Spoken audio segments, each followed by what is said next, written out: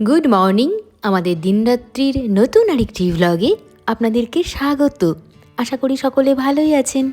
এই ভ্লগটি যেদিন আপলোড হবে সেদিন 1 জানুয়ারি 2026। নতুন বছরের অনেক অনেক অনেক শুভেচ্ছা আপনাদের সকলকে। বছরের শুরুতেই আমরা ভীষণ খুশি আসছেন মামনি আর বাবু আমাদের বাড়িতে। Good morning. এখন সময় সকাল 7টা। আমরা রেডি হয়ে গেছি, যাচ্ছি অযোধ্যা। চলুন। আর এই পেছনে 2 স্যার তৈরি হচ্ছে। প্রচন্ড ঠান্ডা এখানে, ভালো লাগছে, মিষ্টি লাগছে। পাহাড়গুলো একবার দেখে নিবি চোখ ভরে। একদম ডান দিকে যে পাহাড়টা, এটা তো আমরা সাবমিট করেছি। মাঝের পাহাড়টা তো আমরা সাবমিট করেছি। আর যেটা বাদিক থেকে দ্বিতীয় পাহাড়, সেখানে আমরা প্র্যাকটিস করেছি। আর একদম বাদিকে যিনি রয়েছেন তিনি হলেন গজাবুরু। সেখানে আমরা উঠতে পারিনি, আমাদের টিম অনেক বড় ছিল আর ছাত্রছাত্রীদেরকে নিয়ে একটু আমাদের টেনশন ছিল। চলুন ক্যাম্পের দিকে যাই। আমাদের ক্যাম্প থেকে অযোধ্যা পাহাড়ের দূরত্ব ওই 17-18 কিলোমিটার মতন। আমরা খুব সকালবেলায় বেরোবো এরকমই আমাদের প্ল্যান রয়েছে। 7টার মধ্যে যদি বেরিয়ে পড়ি তাহলে দুপুরবেলায় আমরা ক্যাম্পে ফিরেই খাওয়া দাওয়া করতে পারবো। গত বছর যেরকম আমরা ড্যাম সাইডেই পিকনিক মতন করেছিলাম, এবছর প্ল্যানিং একটু অন্যরকম। সকাল 6টার মধ্যে ব্রেকফাস্ট রেডি ছিল, সকলেই ব্রেকফাস্ট করে নিয়েছে। আমাদের ব্রেকফাস্টে ছিল লুচি আলুর দম, কেউ কেউ মুড়ি দিয়ে আলুর দমও খেয়েছে, আর সাথে ছিল চা। আমরা এখন যাচ্ছি অযোধ্যাতে। চলুন অযোধ্যা ঘুরে আসি। আগের বারও গিয়েছিলাম, এবার আরো একবার ঘুরে আসি, দেখি নতুন কি দেখতে পাই। চলুন, নতুন অভিজ্ঞতা। আসলে গতবার জয়চণ্ডী থেকে অযোধ্যা আমাদের বাই বাসে আসতে সময় লেগেছিল অনেকটা, প্রায় 100 কিলোমিটার রাস্তা অতিক্রম করে এসেছিলাম। তাই বুড়ি ছোঁয়ার মতন করেই দেখতে হয়েছিল, ভালো করে দেখতে পারিনি।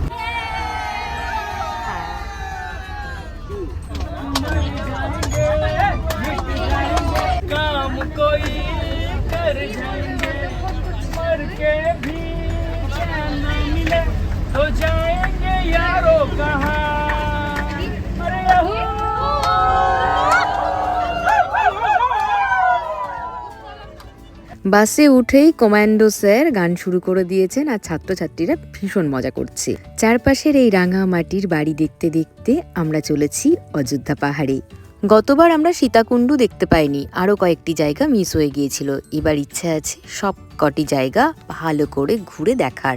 আর একে দেখুন, দেখেছেন পুরুলিয়ার গ্রামে গঞ্জে ঘুরে বেড়ায় ময়ূর। আমাদের ওখানে যেরকম মুরগি হাঁস, সেই রকম এখানে ময়ূর। বললেন 4-5টা ময়ূর আছে, ছাড়াই থাকে, আর ওদেরকে সকলে খেতেও দেয়। আর কি সুন্দর রাস্তা পার হয়ে যাচ্ছে, গাড়ি ঘোড়া কোনো কিছুতে ওদের কোনো অসুবিধেও নেই। আমি তো ময়ূরটিকে দেখে ভীষণ অবাক হয়ে গিয়েছিলাম। আমাদের ওদিকে হলে বন দপ্তর থেকে এসে ময়ূরটিকে নিয়ে যেত। এখানে কি সুন্দর ও নিজে নিশ্চিন্তে ঘুরে বেড়াচ্ছে। যাই হোক, আমরা 6টি ছোট গাড়ি করলাম এখান থেকে। এরপর থেকে আর বাস যায় না। আর যদি ওপরে আপনি নিয়েও যান তাহলে একটি জায়গা আছে, সেখানে আপনাকে পার্ক করে সেখান থেকে ছোট গাড়ি আপনাকে ভাড়া করতেই হবে। আর ভাড়া আপনাকে ওই একই পে করতে হয়। আমাদের এখান থেকে 1700 করে ভাড়া দিতে হয়েছে পার গাড়ি। আর প্রত্যেকটি গাড়িতে রোপ ওয়াইজ স্টুডেন্টদেরকে আমরা বসিয়েছি। আমাদের মোট আজকে দলে রয়েছে 59 জন, আর 6টা গাড়িতে, তাহলে ওই 10 জন করে গড়ে প্রায় ঠিকঠাকই হয়েছে আমাদের। আমরা এখানে নামবো না গগল, আমরা আরো এগিয়ে যাবো।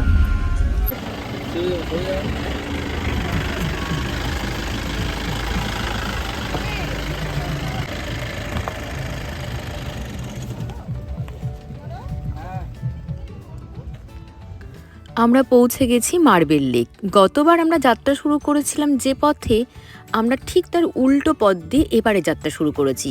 গতবারের ব্লগে আমি বলেছিলাম অযোধ্যা পাহাড় ঘুরে দেখার 2টি রাস্তা আছে, এটি দ্বিতীয় রাস্তাটি। যাই হোক, এই মার্বেল লেকে আপনি কোনো নোংরা আবর্জনা বা কোনো কিছু ফেলতে পারবেন না, নামতেও পারবেন না, তাহলে 500 টাকা জরিমানা।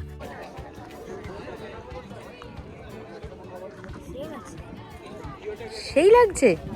জল মাছ থাকবে না? মাছ হ্যাঁ থাকবে তো, লেক আছে, মাছ তো থাকবেই। গুগলের তো ভীষণ ভালো লাগছে, ও মাছের খোঁজও করলে লেকে মাছ আছে কিনা। তবে এখান থেকে লেকের ভিউটা অসাধারণ। লেক সম্পর্কে কয়েকটি কথা বলি। এই লেকটি প্রাকৃতিক নয়, এটি কৃত্রিম উপায়ে তৈরি একটি লেক। যখন ড্যাম সাইট তৈরি করা হচ্ছিল পুরুলিয়া এই অযোধ্যা পাহাড়ের ওপরে, তখন এখানে বিস্ফোরণ করা হয় পাহাড় ভাঙার জন্যে, পাথর ফাটানোর জন্যে, যার থেকেই এই জায়গাটা নিচু হয়ে যায়। তারপরে ভূগর্ভস্থ জল আর বৃষ্টির জল জমে এই লেকটি তৈরি হয়েছে। সূর্যের আলো এই পাথরগুলোর উপরে পড়লে চকচক করে মার্বেল পাথরের মতন, তাই এই লেকটির নাম করা হয়েছে মার্বেল লেক। তারপরে ধীরে ধীরে পর্যটকদের মন কেড়ে নিয়েছে এই লেকটি। এখন অযোধ্যা পাহাড়ে কেউ ঘুরতে এলে মার্বেল লেক সবাই দর্শন করেই যায়। যাই হোক, মার্বেল লেক দেখা হয়ে গেল আমাদের। এখন আমরা যাব বামনি ওয়াটারফলসে। অসম্ভব সুন্দর একটি ওয়াটারফলস, মানে যারা পাহাড়ে থাকেন তাদের কাছে তো এগুলো কোনো ব্যাপারই নয়, তারা অনেক বড় বড় ওয়াটারফলস দেখেন, কিন্তু সমতলের মানুষ আমরা, আমাদের কাছে এই জলধারাগুলোই ভীষণভাবে মানে আকর্ষণীয়, আমাদেরকে আকর্ষণ করে। তো চলুন একবার দেখে আসি কেমন বামনি ওয়াটারফলস। গোলপাতা দিয়ে তৈরি রাস্তার শেড আমার ভীষণ ভালো লেগেছিল প্রথমবার যখন এসেছিলাম। আর পুরুলিয়ার মুখোশ, এ তো বিখ্যাত, বিশ্ববিখ্যাত। কত রকমের মুখোশ দেখুন। দাম করছিলাম ওই 150 বা 125 টাকা থেকে শুরু মুখোশগুলো।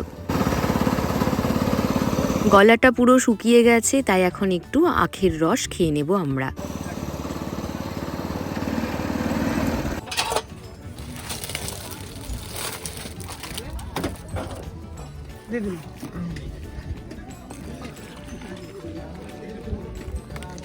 আমি আমার গ্লাসে বিট লবণ আর লেবুর রস দিতে নিষেধ করেছি। অসম্ভব মিষ্টি এই আখের রস, দারুণ খেতে কিন্তু। আর স্টুডেন্টরা টুকিটাকি এখানকার দোকান থেকে কিছু কেনাকাটা করেছে। আমরা চলে এসেছি আপনাদের সাথে গল্প করতে করতে বামনি ঝর্ণার কাছে। প্রায় 350টি সিঁড়ি আপনাকে পার করে নিচে নেমে জলপ্রপাতটি দেখতে হবে, তারপরে আবার 350টি সিঁড়ি আপনাকে উঠে উপরে আসতে হবে। কিন্তু একদম ঝর্ণার নিচে ভিউ ভালো করে দেখতে গেলে আপনাকে প্রায় 500টি সিঁড়ি ভেঙে নিচে নামতে হবে। নিচের দিকের সিঁড়িগুলো ভীষণ এবড়ো খেবড়ো, তখন অতি সাবধানে আপনাকে নিচে নামতে হবে। সকাল 9:30 থেকে ওপেন হয় মেন গেট, আর বিকেল 4টে পর্যন্ত খোলা থাকে। গতবার আমরা একদম মানে মুখোমুখি এসে পৌঁছেছিলাম, প্রায় সন্ধে নেমেও আসে পাহাড়ে খুব তাড়াতাড়ি, যার কারণে আমাদের একটু অসুবিধে হয়েছিল, ভালো করে দেখতে পারিনি, পুরো নিচ পর্যন্ত আমি যেতে পারিনি। আপনারা যদি গতবারের ভ্লগ দেখে থাকেন তাহলে দেখবেন আমি পুরো নিচে যাইনি, মাঝপথ থেকে ঘুরে গিয়েছিলাম। মানে ওই 300টার মতন সিঁড়ি নেমেছিলাম, 500টা সিঁড়ি, যেটা একদম এবড়ো খেবড়ো, যে জায়গাটা মানে ভালো করে তৈরি করা হয়নি, মানে জাস্ট পাথরগুলো এই যে এই পোর্শন থেকে শুরু হচ্ছে, ভালো করে সিঁড়ি তৈরি নেই, পাথরগুলো পেতে পেতে সিঁড়ি তৈরি করা হয়েছে। এই জায়গাটা থেকে আমি ফিরে গিয়েছিলাম, আর নিচে নামার সাহস হয়নি আমার। এবার ইচ্ছে আছে একদম নিচ পর্যন্ত যাব আর খুব সুন্দর করে ভিডিওগ্রাফি করব, আর আপনাদের সাথে সবটা শেয়ার করব। চলুন নিচে যাই। আর সিঁড়িগুলো দেখেছেন? নিচে নামা এবং ওপরে ওঠা দিয়ে প্রায় 1000 খানেক সিঁড়ি অতিক্রম করেছি, আমি একবারও কিন্তু রেস্ট নিইনি। এর মূল মন্ত্র কি সেটা আপনাদেরকে আমি একটু পরে বলছি, তার আগে ঝর্ণাটা একবার দেখে নিই। সবসময় মুখ বন্ধ রাখতে হবে, নিঃশ্বাস নিতে হবে নাক দিয়ে। আমি যখন বৈষ্ণো মাতা গেছিলাম ছোটবেলায়, তখন এই টেকনিকটা জামাইবাবু শিখিয়ে দিয়েছিলেন। একেবারে নিচে চলে এসেছি, আর এখান থেকে আপনি দৃশ্যটা একবার দেখুন, অপরূপ। আর ওইখানে গিয়ে জলটি জমা হচ্ছে, আর সেখান থেকে চলে যাচ্ছে লোয়ার ড্যামে। লোয়ার ড্যামেই কিন্তু বামনি ঝর্ণার জলটাকে আটকে রাখা হয়েছে। আর এখানে আমাদের ছেলেমেয়েরা তো ভীষণ মজা করছে, মানে এত খুশি ওরা। আর এখান থেকে ভিউটা একবার দেখুন জাস্ট।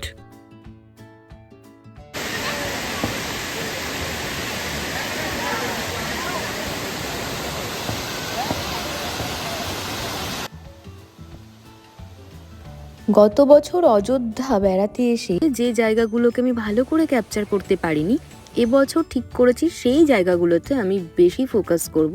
আর যে জায়গাগুলো আমি অলরেডি ভালো করে ভিডিওগ্রাফি করেছি সেই জায়গাগুলো এবারে চেষ্টা করব জাস্ট বুড়ি ছোঁয়ার মতন ছুঁয়ে যাওয়ার। এটা হচ্ছে এন্ট্রি ওয়ে, আর এটা হচ্ছে এক্সিট ওয়ে। কেমন ঘুরলেন? দারুণ। 350 সিঁড়ি নেমে, আচ্ছা, 350 সিঁড়ি ওঠা, এটা অনেকটা ক্যালোরি বার্ন হয়েছে। আমের মধ্য দিয়ে এনজয়টা প্রকাশ করলাম। আর একটা কথা বলি, এখানে কোথাও কোনো টিকিট লাগে না। সকাল 9:30টায় বামনি ওয়াটারফলসের গেট ওপেন হয়ে যায় আর বিকেল 4টে পর্যন্ত খোলা থাকে। আপনাকে তার মধ্যেই ঘুরে যেতে হবে। আখের রস খেয়ে আবার একটু এনার্জি বাড়িয়ে নিলাম। এখান থেকে আমরা এখন চলেছি তুরগা ঝর্ণা দেখতে। তারপরে ধীরে ধীরে আমরা পাহাড়ের আরও ওপরে উঠব, একদম আপার ড্যাম্পে আমরা যাব। পৌঁছে গেছি আমরা তুরগা জলপ্রপাতের কাছে। আর এই পুচকেগুলোর দায়িত্ব এখন আমার উপরে, ওদেরকে দেখে শুনে আমাকে নিয়ে যেতে হবে নিচ পর্যন্ত।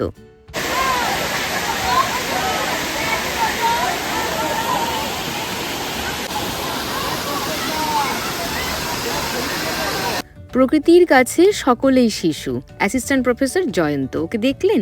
জুতো খুলে নেমে পড়েছে জলের মধ্যে বাচ্চাদের মতন। এত ভালো লাগছে ওর এই ঝর্ণায়, এই পুরো অযোধ্যা পাহাড়। এখন আমরা অতি সাবধানে পার হচ্ছি। পূজা তো ভালোই ভালোই পার হয়ে গেল, এখন আমার পালা। চলে এসেছি গাড়ির কাছে। চলুন এখন আমরা যাব লহরিয়া ড্যাম। আর ওখানে একটি শিব মন্দির আছে, সেটাও খুব ভালো করে আমরা দেখে নেবো আর আপনাদের সাথেও শেয়ার করে নেব। কথিত আছে বাবা এখানে ভীষণ জাগ্রত। লহরিয়া শিব মন্দিরে অধিষ্ঠিত বাবার কাছে যদি আপনি মানত করেন আর একটি নারকেলকে লাল কাপড়ে বেঁধে বটগাছে ঝুলিয়ে দেন, তাহলে আপনার মনস্কামনা পূরণ হবেই, এই বিশ্বাস এখানকারের মানুষের। বাবার দর্শন করতে ভিতরতে অবশ্যই যাব, তার আগে নন্দীকে একবার দেখুন। দুদিকে দুজন বসে আছে, ওদের কানে কানে যদি আপনি আপনার মনের কথা বলেন, ওরা কিন্তু পৌঁছে দেবে বাবা মহাদেবের কাছে। আর আপনাদেরকে সেই বটগাছটা দেখাই, এই হলো সেই বটগাছ। স্যারের সাথে এখন আমরা চলেছি লহরিয়া ড্যামের দিকে। ওই যে ওটা কি ড্যাম নাকি ওটা? এই হচ্ছে লহরিয়া ড্যাম, এর ওপরে লোয়ার ড্যাম, তার ওপরে আপার ড্যাম। টোটাল 3টে জলাধার এখানে দেখা যায়। চলুন একটু চা খেয়ে নিয়ে, এবার অনেক ঘোরাঘুরি হলো। সব ক্লান্ত, খিদে পেয়েছে না রে? এই হলো সেই আগের বাড়ির পার্কিং লট, তাই না রে? এইখানে দাঁড়িয়ে একটা ভিউ পয়েন্ট আমরা ছবি তুলেছিলাম। এই এত উপর থেকে পুরো বিষয়টা দেখতে পুরো ছবির মতন লাগছে, অসম্ভব সুন্দর। মনে হচ্ছে রং তুলি দিয়ে কেউ এঁকে রেখে গেছে। এর আগের ভ্লগেও আমি একটি কথা আপনাদেরকে বলেছিলাম, অযোধ্যা যেন একটা গোছানো ছোট্ট পরিপাটি বাড়ি, যেখানে সব কিছু আপনি এক ছাতার তলায় পাবেন। এখন আমরা চলেছি আপার ড্যামের পথে, প্রায় পৌঁছেই গেছি, আর বেশি দূর নাই। আর এই যে বড় জলাশয়টা দেখছেন, এটি হলো লোয়ার ড্যাম, আর নিচেরটি হচ্ছে লহরিয়া ড্যাম। লোয়ার ড্যাম পার করে কিছুটা পথ এগোলে পারেই আপনি পৌঁছে যাবেন আপার ড্যামে। আর আপার ড্যামেই রয়েছে সোলার প্যানেল, সেখানে পুরো এরিয়াটা জুড়ে আমরা যখন এসেছিলাম তখন কাজ হচ্ছিল, এখন মনে হয় কাজ কমপ্লিট হয়ে গেছে। আমরা পৌঁছে গেছি আপার ড্যামে।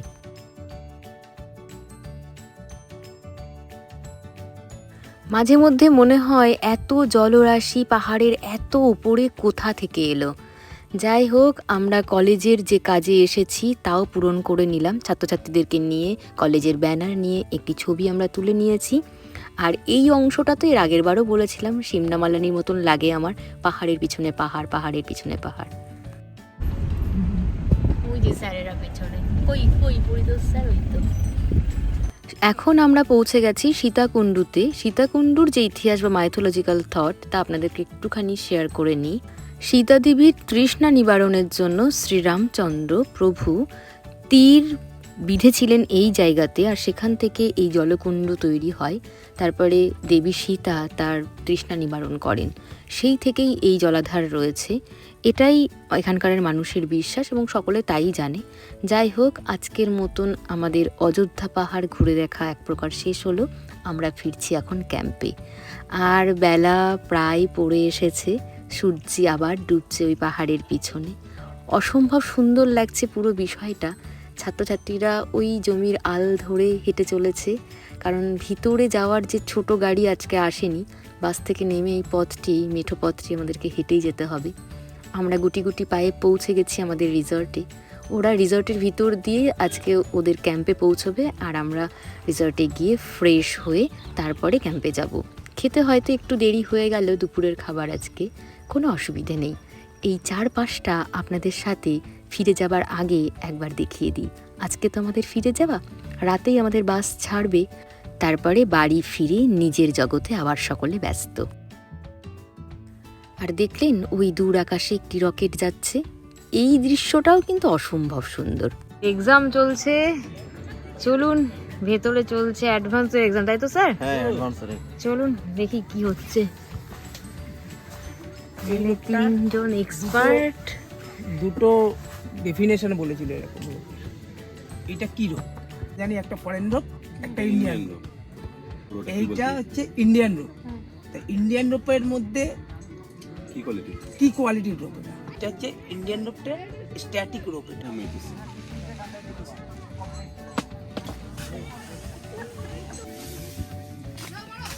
কি নাম?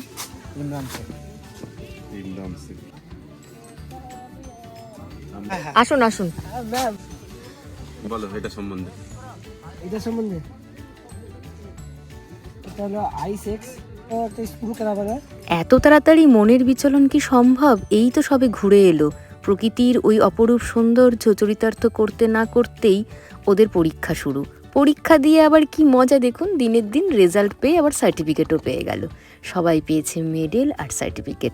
টিচাররা বাদ যায় কেন, তারাও পেয়েছে সার্টিফিকেট। একদম। এবার তাকাবেন স্যার। তাকাবেন। কোন ছেলে সবথেকে বি ম্যাডামকে আমি কিন্তু বি পাইনি, এ গ্রেড পেয়েছি। বাড়িতে গিয়ে আপনাদেরকে সার্টিফিকেটটি দেখাবো। আর পুরস্কার বিতরণী অনুষ্ঠানের শেষে শুশুনিয়া অ্যাডভেঞ্চার ক্যাম্পের যে নিজস্ব পতাকাটি রয়েছে তাকে নামানো হচ্ছে। আর আমাদের ভারতের জাতীয় পতাকাকে রেখেই দেওয়া হবে। সারা রাত ক্যাম্পে আলো জ্বলবে, কাল সকালে জাতীয় পতাকাকে নামানো হবে। আলুর চোখা, ডাল ভাত আর আলু পোস্ত খেয়ে এখন আমরা বাড়ির জন্য তৈরি। শেষ, চলুন বাড়ি ফিরি, কালকে সকালের মধ্যে বাড়ি পৌঁছে যাব।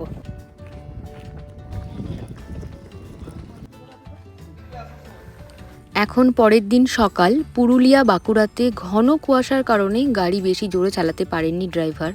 যে সময়ের মধ্যে ভেবেছিলাম বাড়ি পৌঁছবো, মানে দুপুর 12টার মধ্যে, সেটা তো এখন স্বপ্ন। পৌঁছতে পৌঁছতে মনে হয় দুপুর হয়ে যাবে। আর বাড়ি ফিরে দেখবো মামুনিবাবু পৌঁছেও গিয়েছে। একটি ব্লগে আপনাদেরকে হিন্টস দিয়েছিলাম যে একজন আসছেন। হ্যাঁ, মামুনিবাবু আসছেন। পর্ণা শুধু বলেছিল যে আপনার মামুনিবাবু আসছেন, ও ঠিকই বলেছিল। যাই হোক, এখন বাড়ি পৌঁছে আমাকে ফ্রেশ হতে হবে। আর মামুনিবাবুকে উত্তম নিয়ে এসেছে। মামুনিবাবু এইমাত্রই ঢুকেছে, ওনারাও ফ্রেশ হচ্ছেন। তৈরি হয়ে গেছি, মামুনিও রেডি। এখন যাব মায়ের বাড়ি, চলুন যাই।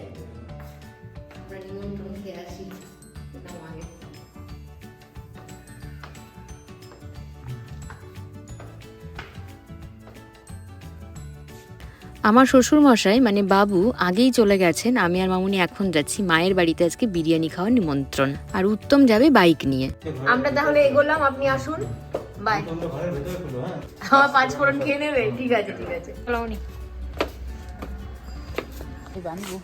এখনই এখনই বাঁধতে হবে না, গিয়ে বেঁধে নিও।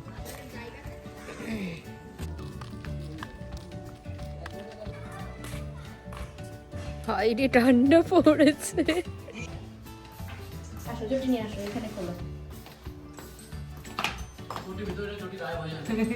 আমার কুকুরের বাচ্চাগুলোর জন্য চটিগুলোকে ভিতরেই রাখতে হলো, কোনো উপায় নেই, না হলে কেটে দেবে।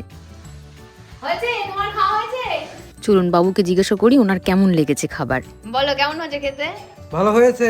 ভালো হয়েছে, আচ্ছা। আর তুমি ভাত খেয়েছো না শুধু বিরিয়ানি খেয়েছো? ভাতও খেয়েছি। আচ্ছা আচ্ছা ঠিক আছে, তুমি বসো, আমরা খেয়ে নিই। আমার মা আজকে শশ ব্যস্ত।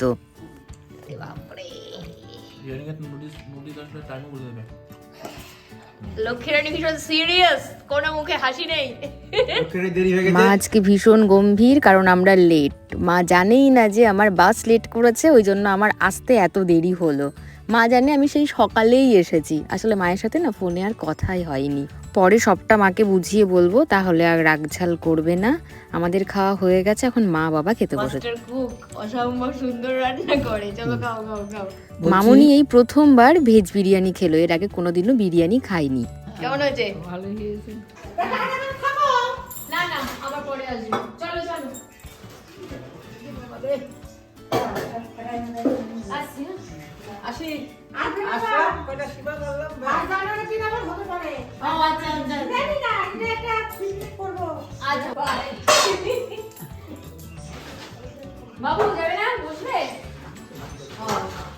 যাই হোক, বাড়ি যেতে যেতে আজকের ভ্লগটা এখানেই শেষ করছি। যদি ভালো লেগে থাকে তাহলে প্লিজ একটা লাইক করে দেবেন। আজ আসি।